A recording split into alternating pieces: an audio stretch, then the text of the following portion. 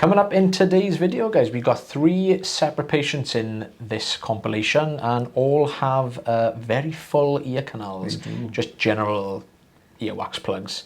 My name's Taylor Green. I'm one of the audiologists here at Audiology Associates. And my name's Rhys, I'm the other audiologist here at Audiology Associates. We don't know the order of these videos, unfortunately. I forgot to write down who does what. So I think this is yours. It looks like my camera, to be fair. All our endoscopes look slightly different, so it's always, you can usually tell. I think Katie's got a little line at the bottom. I think so. Right, yeah. So this is, as you can see, we've got this very thick kind of, I wouldn't even say sticky, but it's just like a matted, I don't even know how to explain it. It's like chewing gum. It's that horrible kind of. It's that sort of almost granular. Yeah. It's kind of, it's not solid, it's not quite solid, but it's not too soft either. It's just a real kind of odd consistency. Yeah. Usually you've got a very, very thick skin under there and under this, and you normally. And I think that's what we've just started to peel away on the right-hand side here. So it was a little bit just kind of hidden around the corner. Yeah. I'm quite thankful it did pop up, actually, because you can already see now we're starting to peel and starting to uncover the ear canal, which is always a good sign, because at least we then kind of know how far into the wax this ear canal is. So we can gauge better. Did that make sense then? No. Oh, sorry. I think how fine the ear canal earwax is. Right. I kind of meant like, so we're avoiding touching the ear canal. That's what I meant. There you go. So that's what I meant. That's what I meant to say. Sorry, I'm not making any sense today. I've just had a really spicy dinner and it blew my head off, to be fair. You're going, whoa, that was hot. Sniffling, my nose is running. Chilies and everything. Hey. What am I thinking? I know.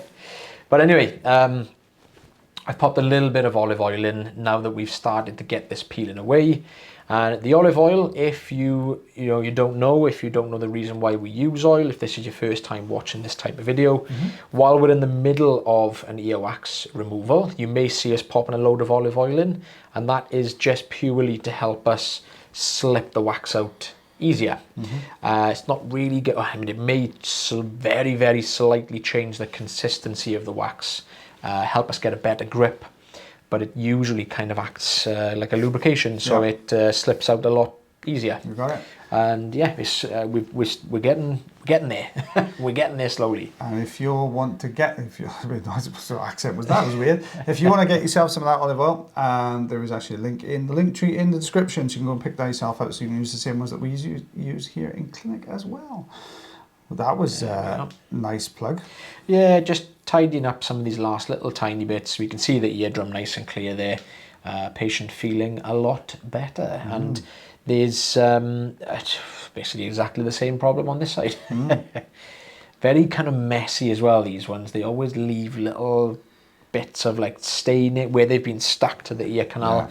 They always leave little bits of staining, especially if the patient has used oil in the past and has left it for a while. It tends to soften, then it hardens up again, then it sticks to everything, and it's overall a bit of a nightmare. It's not the easiest to get out. No.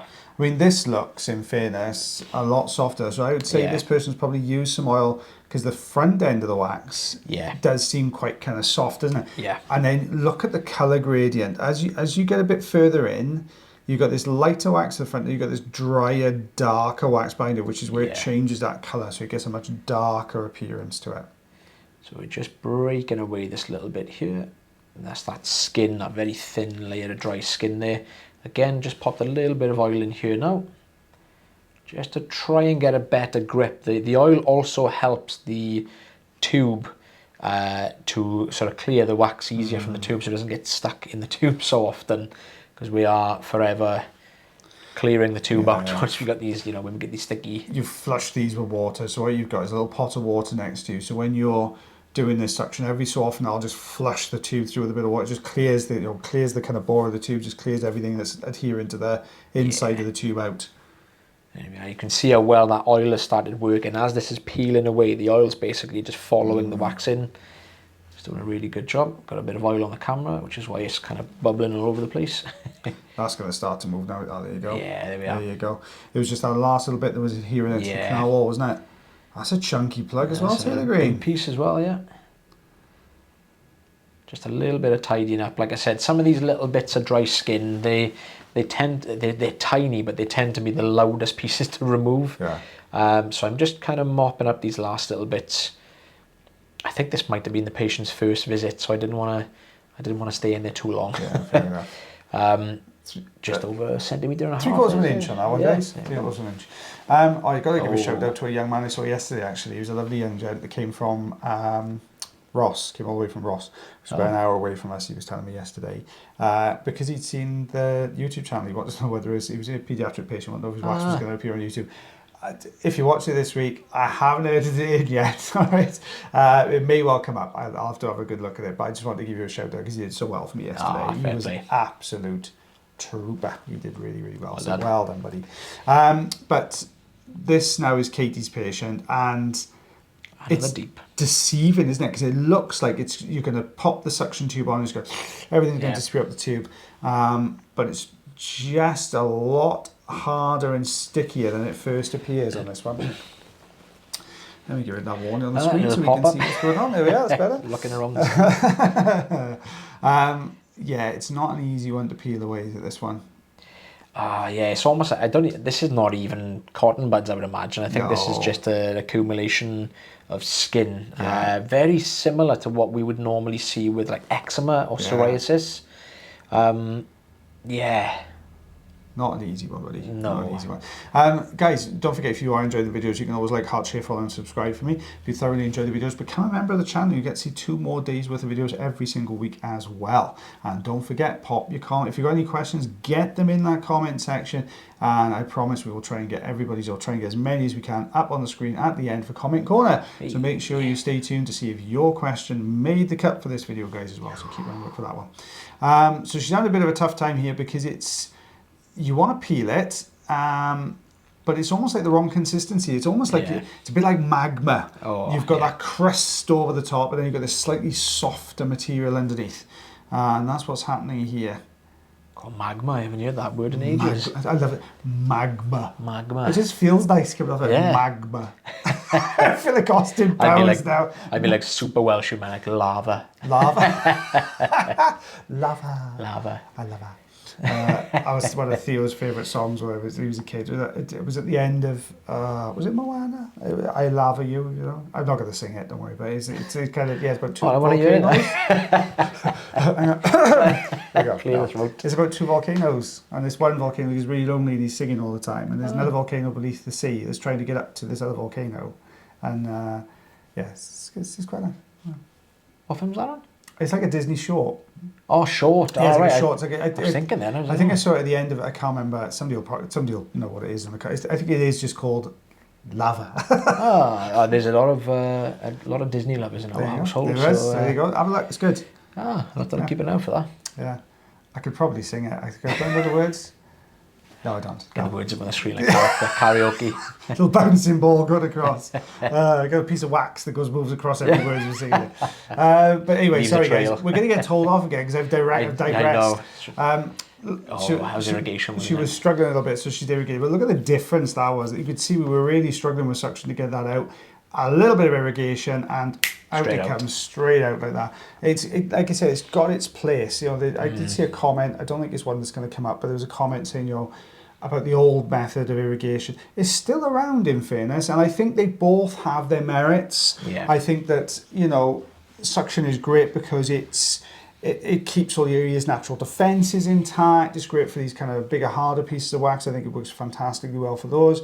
But then when you've got that mushy type of wax, look how close that ear canal is as well. That is so tight, isn't it? That looks really irritated there, bless him. When you've got a very mushy or wet wax, I find that irrigation works far better. You know, it doesn't take as long. And as long as you use like prophylactic treatment afterwards, like just a preventative treatment, basically, like ear calm. It's irritated, that one, isn't it? Gonna work a lot better.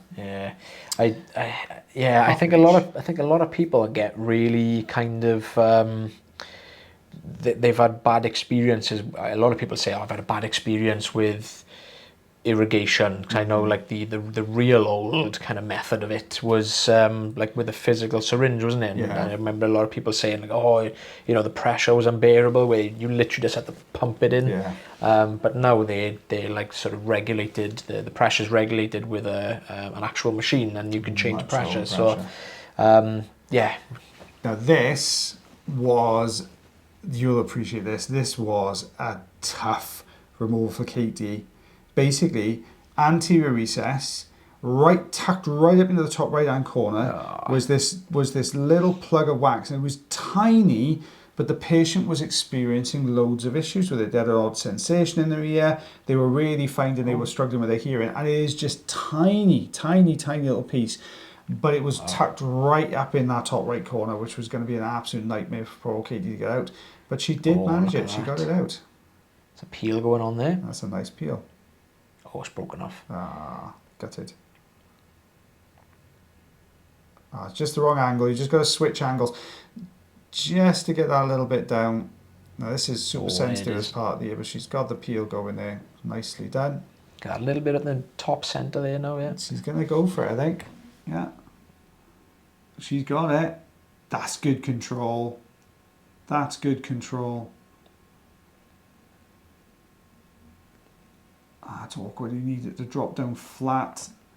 It keeps flicking back up to its original position. Yeah. It's hanging on. Is that going to be hanging on a bit too tight to give it a bit more pull?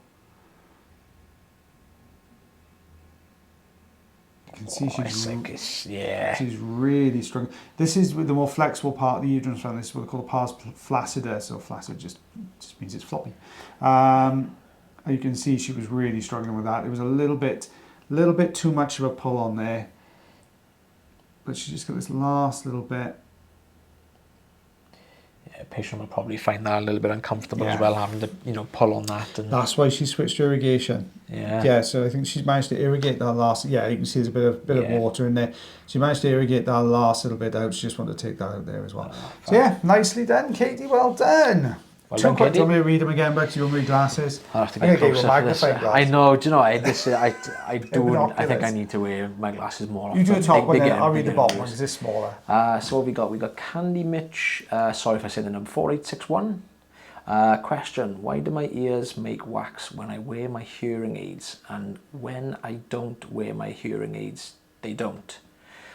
I think you mean, from what I gather from that, I think you mean why they build up when you're wearing your hearing aids, is from what I can gather with that one. So, really simple, really. I mean, depending on the style of your hearing aid and how far it sits inside your ear canal, a lot of the time when you're wearing hearing aids, if you do have a problem with wax building up, it's like a 50-50. You can either get lucky when you're wearing your hearing aids, and when you take the hearing aid out, you'll have some wax coming out, which you just naturally just clean off. Or the other side of it, where you put your hearing aids in and it can push the wax further in. So it could just mean that you're slowly compacting that wax over time. So I would definitely get your ears checked on a regular basis if you wear hearing aids. Definitely. So usually 6 to 12 months, I would say. Yeah, and the hearing aid can sometimes act as a bit, almost like a mild irritant inside the ear canal, just because it's moving and it's the ear thinks there's something that needs to be expelled. So you do tend to find your ear will maybe produce a little bit more wax than it did before, and that can also cause a problem there. So for me, it is yes. WTF UX, there you go. Do you ever use the thin spoon type tools like the metal ones often seen in Asian audiologists? I think it's supposed to be videos. No, and the reason for it is the reason you see it in a lot of Asian earwax cleaners is because the wax is much drier. All right, so that kind of spoon and almost those little spatula tools you see, they work really well at peeling very dry wax off canal walls. In Europe and most of the US as well, we produce a much wetter type of wax because the consistency of your wax is dictated by your genetics. So Asian wax tends to be a little bit drier.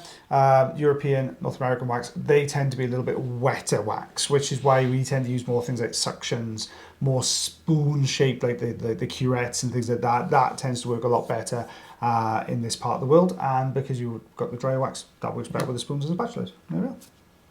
Well guys, thank you very much for watching the video today. If you want your comment to appear in comment corner, then you make sure you pop the question in the comment section below, and I promise you we will get through as many as we possibly can. But in the meantime guys, as always, take care of yourselves. Take care of your ears. And take care of one another, and myself and the lovely Mr. Taylor Green. See you for the next video. Bye everybody. Bye bye.